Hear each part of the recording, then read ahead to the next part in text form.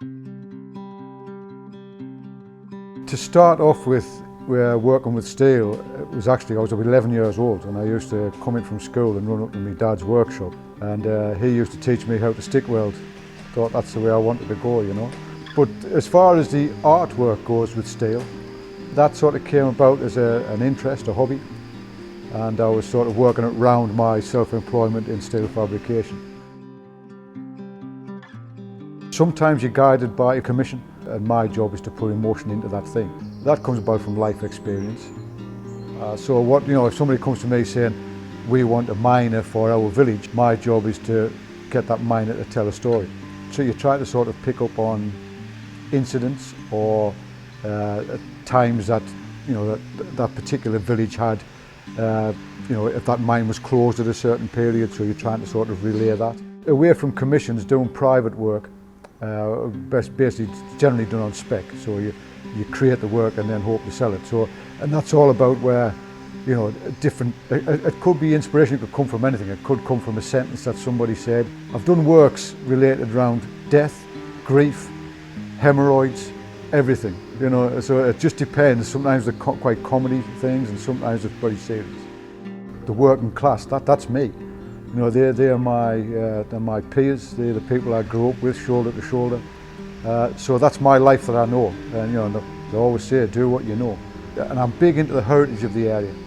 You know, I'm big into looking back on the industry. I remember it in the 70s, how the towns around here, particularly Sunderland, was. You know, I spent a lot of time in Sunderland, and you could always hear the shipyards.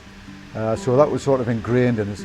I was brought up in heavy industry, I was brought up with dirty hands, you know, so it's what I know. A piece of mine being the most famous, I think it's got to be 1101, the Tommy piece at Seaham. That was done on spec, it was done just in the hope of it being sold. Fortunately, where it first went on loan was Seaham, and it's stayed there ever since. So that kicked things up a good few levels.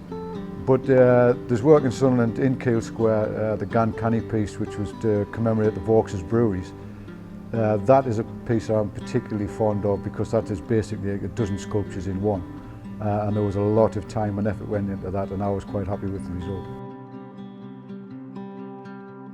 So my processes are industrial processes. It's just that instead of making functional steel work, I make art. My advice, if I'm in a position to advise anybody, is to persevere. Believe in yourself, do what you want to do. You're always going to get lows and highs. The low points are obviously financial low points, when you're sort of doing work that isn't selling and you're putting a lot of effort in for very little reward, and sometimes you wonder whether you can carry on doing it. But that's where the perseverance comes in. You've got to carry on doing it if you really want it.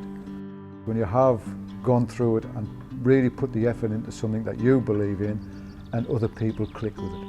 And that is a real high point. You know, the likes of the 1101 piece at Seaham, we did that on spec.